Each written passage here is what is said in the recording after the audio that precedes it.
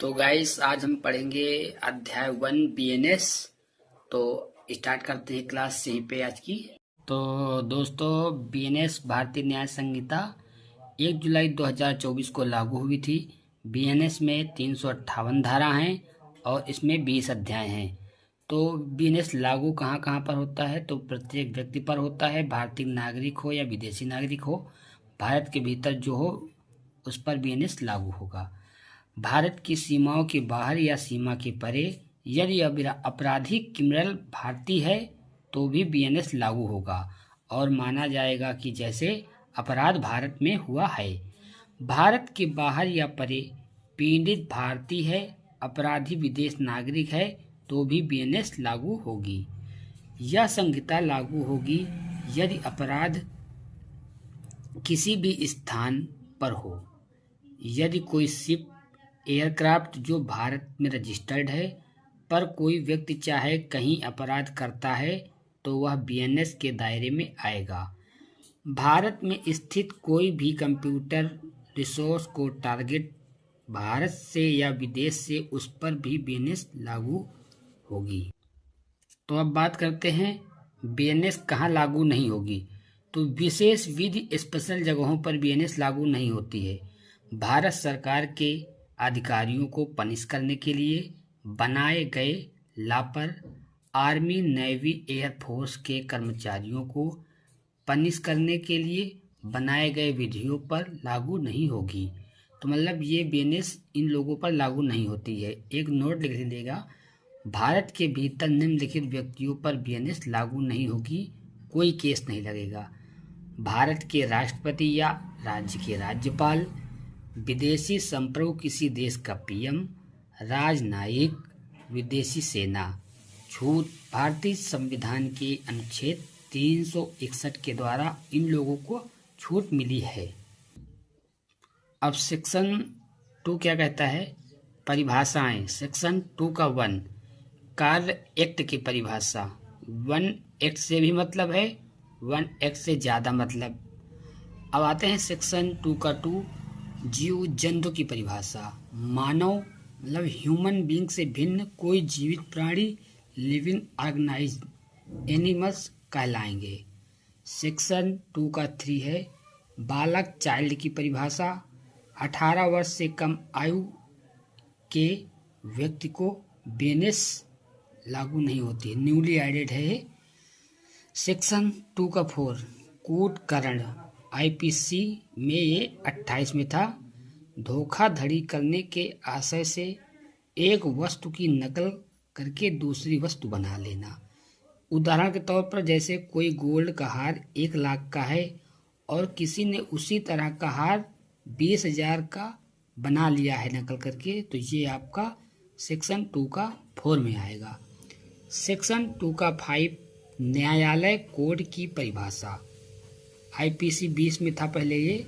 Section 2 का 6 है मृत्यु, डेथ की परिभाषा। मानव ह्यूमन बीइंग मतलब डेथ की परिभाषा। अब सेक्शन 2 का 7 कहता है बेईमानी की परिभाषा। ये पहले आईपीसी 27 में थी। ऐसा कार्य या एक्ट यदि कोई व्यक्ति स्वयं को सदोष लाभ पहुंचाता है, अपना फायदा करके दूसरे का नुकसान या किसी व्यक्ति को गलत तरीके हानि पहुंचाता है, तो सेक्शन 2 के 7 में आएगा ये। सेक्शन 2 का 8 कहता है दस्तावेज डॉक्यूमेंट की परिभाषा। किसी पदार्थ पर अक्षरों के माध्यम से या अंकों या चिन्हों के माध्यम से वर्णित या अभिव्यक्ति कोई विषय किस रूप में, इलेक्ट्रॉनिक या डिजिटल फॉर्म में, उसे कोर्ट में सबूत के तौर पर पेश किया जा सकता हो। क्या क्या डॉक्यूमेंट्स माना जाएगा? तो यदि कोई कॉन्ट्रैक्ट संविदा की शर्तों की दिखाने वाला लेख डॉक्यूमेंट माना जाएगा। बैंकर के ऊपर दिया गया चेक, मुख्तारनामा, पावर ऑफ अटॉर्नी, अपनी संपत्ति को किसी को अधिकार के तौर पर देना। नंबर 4 कोई भी मैप या प्लान जिसको सबूत के तौर पर पेश किया जा सकता है। इसी में एक पॉइंट दिया गया है श्याम चरण वेस्ट एटीएम करेंसी नोट भी डॉक्यूमेंट्स है। नंबर 2 है बोराया वेस्ट कर्नाटक राज्य, पीएमसी पोस्टमार्टम रिपोर्ट। सेक्शन 2 का 9 कहता है कपट पूर्वक मतलब फ्रॉड। तो आईपीसी 25 में था पहले, धोखाधड़ी करने के लिए झूठ बोलना, झूठ बोलकर धोखाधड़ी करना कपट कहलाता है। सेक्शन 2 का 10 है लिंग, जेंडर की परिभाषा। वह से मतलब हो गया नर हो या मादा हो या उभयलिंगी हो। सेक्शन 2 का 11 कहता है सद्भाव पूर्वक, गुड फेथ, कोई कार्य सद्भाव किया हुआ माना जाएगा, सम्यक सतर्कता से किया गया हो, सावधानी से। सेक्शन 2 का 12 कहता है सरकार की परिभाषा, गवर्नमेंट की परिभाषा, दोनों प्रकार की सरकार, केंद्र हो या राज्य हो। सेक्शन 2 का 13 कहता है साक्ष्य, हार्बर, आश्रय देना, किसी को साक्ष्य देना माना जाएगा। आश्रय, शरण मतलब घर देना, रहने के लिए, खाने के लिए भोजन देना, गोला बारूद देना, पकड़े जाने से बचाने के लिए हेल्प करता हो तो वो आश्रय देना कहलाएगा। पहले ये सब में बटा हुआ था आईपीसी में, अब इसको सेक्शन 2 में इशारा कर दिया है। अब इधर सेक्शन 2 का 14 कहता है, ये इंपॉर्टेंट है, लिख लीजिएगा, क्षति, इंजरी की परिभाषा। ये 4 प्रकार की हो सकती है, शरीर बॉडी, मानसिक माइंड, ख्याति रिपोर्टेशन, संपत्ति प्रॉपर्टी, किसी को बदनाम करना मतलब उसकी बदनामी उड़ा देना, ये भी आपको क्षति की परिभाषा में ही आएगा। 2 का 16 नंबर है न्यायाधीश, जज की परिभाषा। सेक्शन 2 का 17 जीवन, लाइफ की परिभाषा, मानव जीवन, the life of human being. Section 2 का 18 कहता है स्थानीय विधि, लोकल लॉ की परिभाषा, कोई क्षेत्र विशेष, एक ऐसा कानून जो भारत के किसी क्षेत्र में विशेष लागू होता है उसे लॉ कहते हैं। क्यों? समाज के लिए आवश्यक मुद्दों पर लाए गए हैं। उदाहरण parking fine, water usage regulation. अब सेक्शन 2 का 19 कहता है पुरुष, मेल की परिभाषा, किसी भी आयु का पुरुष है वो सेक्शन 2 का 19 में ही आएगा। सेक्शन 2 का 20 कहता है माह और वर्ष, मंथ एंड ईयर, इसका मतलब ग्रेगोरियन कैलेंडर से लिया गया है। चलिए अब आगे चलते हैं। सेक्शन 2 के 21 में चल संपत्ति, भूमि लैंड, वे चीज़ें जो भूमि से बंधी हैं को छोड़कर अन्य चीज़ें संपत्ति, चल संपत्ति मानी जाएंगी। सेक्शन 2 का 22 है वचन की परिभाषा। सेक्शन 2 का 23 नंबर है शपथ, ओथ की परिभाषा। सेक्शन 2 का 24 अपराध की परिभाषा, विधि विरुद्ध कार्य अपराध हैं। अपराध के 4 तत्व हैं मानव, ह्यूमन बीइंग। नंबर 2 आपराधिक दुराशय, क्रिमिनल माइंडसेट होना चाहिए। नंबर 3 क्रिमिनल एक्टिविटी होनी भी जरूरी है। नंबर 4 ऐसे आपराधिक तत्व से मानव या समाज को क्षति पहुंचना जरूरी है। ये हो गए आपके अपराध के 4 तत्व। अब सेक्शन 2 का 25 कहता है लोप की परिभाषा, मतलब लुप्त हो जाना। सेक्शन 2 का 26 है व्यक्ति की परिभाषा, व्यक्ति के अंतर्गत क्या क्या आता है, कंपनी भी हो गई, निकाय, अकाउंटेशन भी हो गया आपका, ये आपका व्यक्ति की परिभाषा में आता है।